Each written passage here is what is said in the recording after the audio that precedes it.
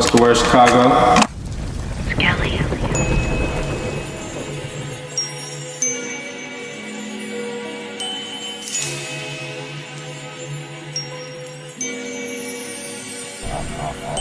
South Island brand got it tatted on my body. Young nigga. Yo, welcome back to another interview. It's your boy Don behind the camera, and we're with Reno, if you want to call me Reno for English speakers or Reno for Spanish speakers. That's hard. Come on, bilingual. Do you know multiple languages? Well, yes, I do speak Spanish and English. My Spanish is not super proficient, un poquito yo hablo español, but I try to keep it in the realm of English and Spanish until I can get better. It's better than mine, so hey, I'm not complaining. All right.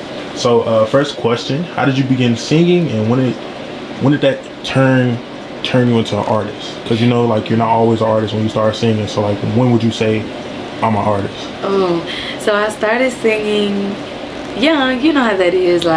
It's a passion. Mm-hmm. But I honestly hadn't done anything in the public eye until I hit around 19, 20-ish. Probably closer to 21 actually when I think about it. I went to school for pre-med and then I switched into music business with a jazz vocal emphasis. So I was singing jazz vocals around my sophomore, junior year. And yeah, from there I grew a lot of confidence and I was like, oh yes, I could do this. That's I could do this. Dope. That's dope. So probably for the last year and a half I would say I'm an artist. I'm a real artist. Okay, cool. Career based. Got you. Next question: what artist or music inspires the music that you make?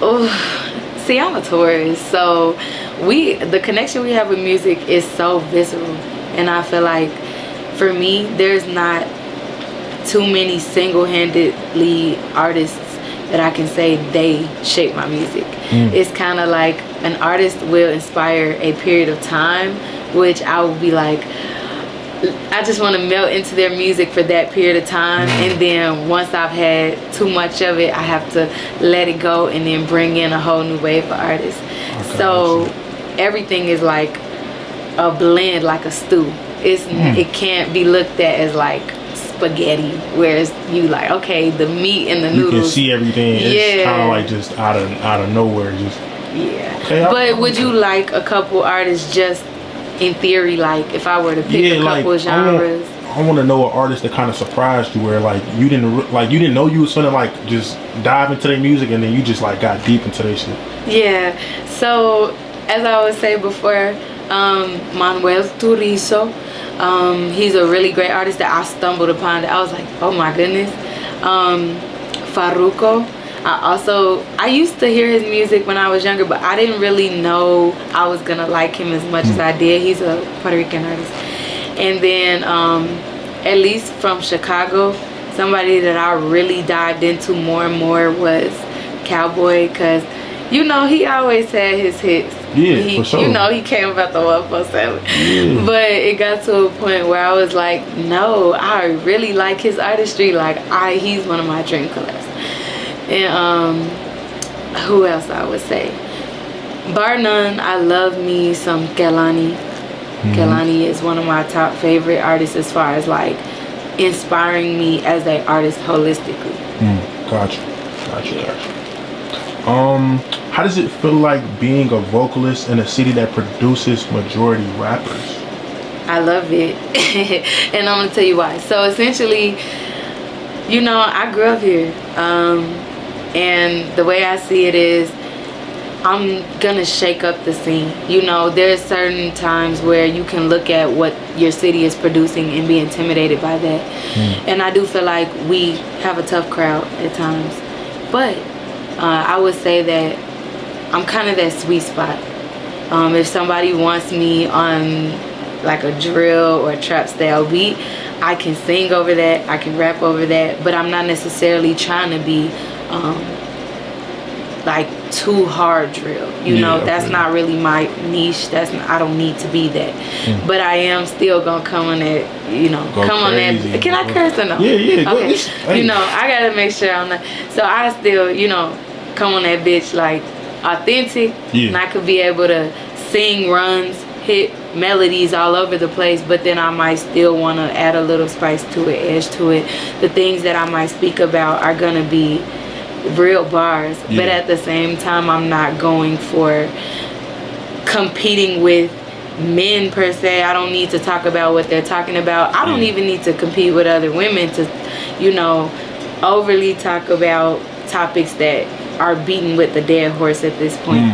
But anytime somebody hears my voice on the track, I'm pretty confident there's going to be something that's luring them in. It's just up to them to decide what's interesting at that time. Okay, so like one thing I'm picking up that's different when it comes to you, a lot of artists, when they see themselves, they automatically put themselves in like a box with other artists.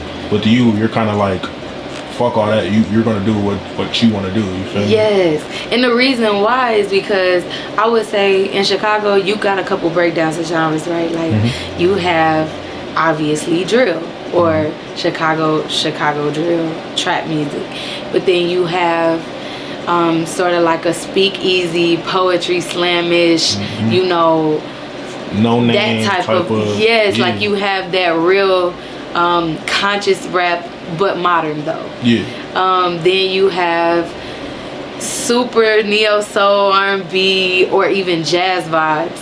You know, jazz and blues is big here, at least for the older crowd. You know, and then you have maybe a little bit of Chicago niche could be like that Juice WRLD vibe where you mix in drill and alternative music. But me, I'm kind of that blend between R&B, Latin vibes, reggaeton vibes, and a little bit of drill. So it's gonna bring all of that together. You're gonna have that soul in there. You're gonna have that Chicago energy in there. Sure. But at the same time, it's still gonna be a little bit of pop vibes and a little bit of just a more fun, lighthearted energy in it too. But if I want to get a little deep on you, I'm definitely gonna do that. For sure, for sure. So where would you say like the reggaeton Latino influence come from? Like, I want to know more about that, 'cause most definitely. Well, I'm glad you asked. So my mom is from Coamo, Puerto Rico, so soy Puertorriqueña, and essentially that's just something I grew up with. Like my mom loved Mark Anthony, you know, Jello's ex, you know. Sure. Everybody know. A few other influences, La India, and even just from like I'm not Dominican, but from Cuban and Dominican backgrounds, there's a lot of artists that influence reggaeton too. So after growing up with some of those influences, I realized like it's my duty to put that in my music too. And not to mention, it just feels good. Like you will catch me doing some salsa or bomba, you know, on the stage or whatever. That's hard. I mean, that keep your performances like, you know, energized and really can draw people in. So I respect that for sure. For the fourth question, what's your music making process? Ooh, that's an excellent question. Honestly, I've gotten to a point where I can do a lot of things on the fly. I mean, even today, I just came in the studio, sat down with my most prized engineer and producer. His name is OG Mike Will. Please look him up. He raw as hell. We work very closely together, and so I'm always writing my music when I have something coming to mind. But a lot of the time, me and him can bounce off each other, and we can just spitball each other ideas and create magic. So the way I see it is, if I really do have ideas that I want to flesh out and I want to build more complex things, then I will sit down and write those things, and I'll bring them to the studio and sharpen them up. But then I also have a lot of stuff that I would come out the woodworks just off the dome. You know, sometimes we'll go, I feel like a lot of the time we'll go line for line, or we'll write 4 to 8 to 16 bars and then come back into the studio, like whatever works for that session. That's tough. You know. You mentioned like complexity, and what would you say your headspace was in with like deep talks and detoxing? Oh, so you know my project. We got to, yeah. We do research. Oh, so deep talks and Detoxing came out in May, right, of 2023. My first project ever. And my idea behind that was, I was in a place that was very disheveled, like very broken. Parts of me were trying to heal. And I saw it as a perfect opportunity to show people not only that I was very much full of a lot of confusion, but clarity as well. And so sometimes you have to sit down and think to yourself, how can I translate this in music? So I had different topics on my mind, like coming out of a 7-year relationship, where, you know, being a ride or die isn't always the best thing. And then also my spirituality, like being reborn into what makes the most sense for you, because coming from Chicago, you could imagine like being a Christian and a Catholic, or you know, a combination of both or what have you. It's a lot in those religions that I can respect, but at the same time, I'm also, from both of my parents, Native American. You know, whether it is the Puerto Rican or the, you know, the Cree or the Arawak or the, you know, Chippewa, like whatever it is in my blood, there's going to be other things that Christianity and Catholicism don't cover. You know, that natural aspect of beliefs, those being in nature, and what does it mean to speak to your spirits and your ancestors. Those that are very like personal. It's not by the book. It's very much like just a journey within itself. It is, but it's also like me realizing, like, I used that album to showcase that, like, you can blend all these different beliefs, but it comes down to your spirituality and understanding your life experiences in these different ways. Here are some approaches you can take. You can go through the brokenness. You have to assess that stuff, and you have to heal over it by realizing what you got out of those things. What's the truth of the matter? Now that you've assessed it, what lessons did you learn? You know, now you can reflect. All those things showed up in that album. So, okay. Yeah. Well, hearing that they came out in May. Yes. What's to the future? Like, where do you see yourself taking this, and you know, like, what's next? Well, no doubt, I see myself releasing some more music. I would say everyone should look to the spring of next year, the spring of 2024. I'll be having hopefully another project. It's looking like a mixtape this time. That's gonna have, honestly, just some lighter vibes on it.